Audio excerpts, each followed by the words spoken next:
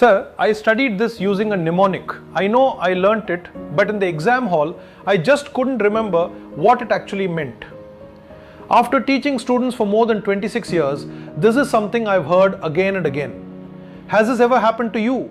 You create a funny mnemonic, you remember the first letters perfectly with confidence, but the moment the question changes, when the exam asks you to apply that concept, your mind goes blank. The problem isn't that your memory is weak. The problem is that you didn't train it well. And today, I'll show you how to turn an ordinary mnemonic into Deepak's 4C exam-ready mnemonic. Because remembering a mnemonic isn't the goal. Retrieving the right answer in the exam is. Are you actually using mnemonics the right way? Because many students create one funny sentence, remember 5 first letters, feel very confident, and then still get the MCQ wrong. Why?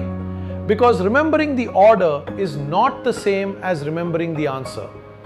In the next 5 minutes, let me show you how I upgrade an ordinary mnemonic into what I call an exam-ready mnemonic.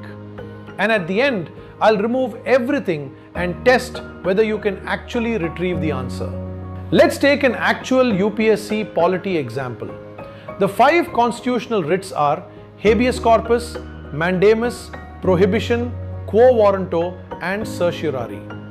Article 32 empowers the Supreme Court to issue these writs for the enforcement of fundamental rights. Now create a simple mnemonic. Hari met Priya, questioned constable. H stands for habeas corpus. M stands for mandamus. P stands for prohibition. Q stands for quo warranto. C stands for certiorari. Excellent, you remembered all 5. But UPSC is not going to give you 1 mark simply for remembering HMPQC. Instead, it may describe a situation and ask which writ applies here. And that's where most mnemonics stop too early. So here's my upgrade. An exam-ready mnemonic has 4 layers. Most students stop at the first. For a competitive examination, I want you to use all 4. C1 is Q. Create the trigger. C2 is concept. Understand what the information actually means. C3 is cinema. Turn that meaning into a memorable mental movie. C4 is challenge. Remove the material and force your brain to retrieve it. Q, concept, cinema, challenge. That's how a clever sentence becomes an exam-ready recall system. Let's decode all 4. First, Q. Write the sentence. Hari met Priya, questioned constable. Immediately your brain connects. H, habeas corpus. M, mandamus. P, prohibition. Q, quo warranto. C, certiorari. The Q gives you the skeleton. Useful? Absolutely. But don't mistake the skeleton for the whole body. Now comes concept. Ask yourself, beautiful mnemonic, but what do these writs actually do? Habeas corpus, think unlawful detention. Mandamus, think a public authority refusing to perform its legal duty. Prohibition, think stopping a lower court or tribunal from proceeding beyond its jurisdiction. Quo warranto, think by what authority are you holding this public office. Certiorari, think a superior court quashing an order or proceeding of an inferior court or tribunal. Now your mnemonic has meaning. But under exam pressure, 5 definitions can still start mixing together. So we move to the 3rd layer, cinema. Don't keep these meanings as 5 more sentences to memorize. Turn the courtroom into a movie. Director, action. Hari is locked inside a police van with handcuffs bigger than his whole body. The judge comes running. Where is Hari? Bring him before me. Why have you locked him up? Detention, habeas corpus. Now a government officer is sleeping on a mountain of files. He's snoring. Tomorrow, tomorrow, tomorrow. The judge grabs a giant megaphone. Wake up, do your legal duty. The officer falls off his chair. Legal duty, command, mandamus. Now a lower court bus is traveling toward a huge sign that says, jurisdiction ends here. The driver smiles and says, let's keep going. Suddenly, the higher court drops a massive red stop sign in front of the bus. You cannot proceed further. Stop the proceeding. Prohibition. Next, a man walks into a government office wearing a shiny crown. He sits in an important public office chair and proudly announces, from today, I'm the boss. The judge walks in and asks, really? Who appointed you? Show me your authority to sit in that chair. Public office. By what authority? Quo warranto. Finally, an order from a lower court flies toward the higher court like a paper aeroplane.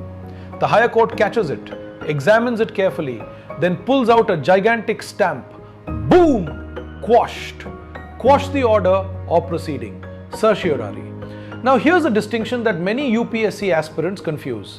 Prohibition versus certiorari. Remember our movie? With prohibition, the bus is still moving. The higher court says, stop.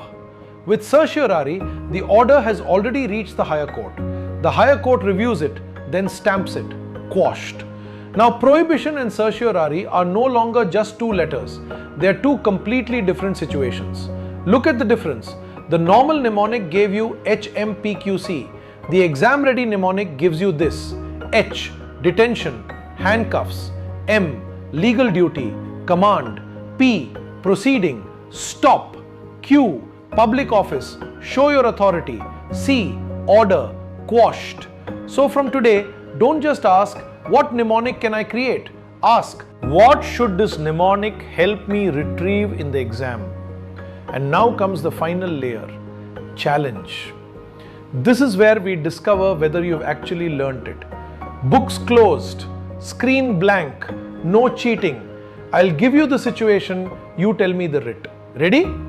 A person is unlawfully detained. 3, 2, 1, habeas corpus. A public authority refuses to perform its legal duty. 3, 2, 1, mandamus. A lower court or tribunal needs to be stopped from continuing beyond its jurisdiction. 3, 2, 1, prohibition.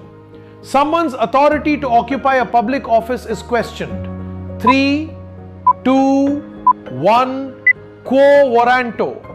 A superior court needs to quash an improper order or proceeding of an inferior court or tribunal. 3, 2, 1, certiorari. Now you're not simply repeating 5 names. You're retrieving the correct answer from the situation. And that's exactly what competitive exams demand. One final UPSC trap. Don't associate these 5 writs only with Article 32. Under Article 32, the Supreme Court can issue writs for the enforcement of fundamental rights. But under Article 226, High Courts have broader writ jurisdiction. They can issue writs not only for fundamental rights, but also for any other legal purpose. That's exactly why a mnemonic gives you the cue. Understanding gives you the answer. You need both. Before you go, let's test the system itself. Can you recall the 4 C's? Cue, concept, cinema, challenge, trigger, meaning, mental movie, retrieval. Now without looking, can you recall all 5 writs? More importantly, can you explain what each one actually does? If yes, you didn't just memorize something today. You trained yourself to retrieve it. Now tell me what I should upgrade next. Constitutional schedules, fundamental duties, or parliamentary committees? Comment just one.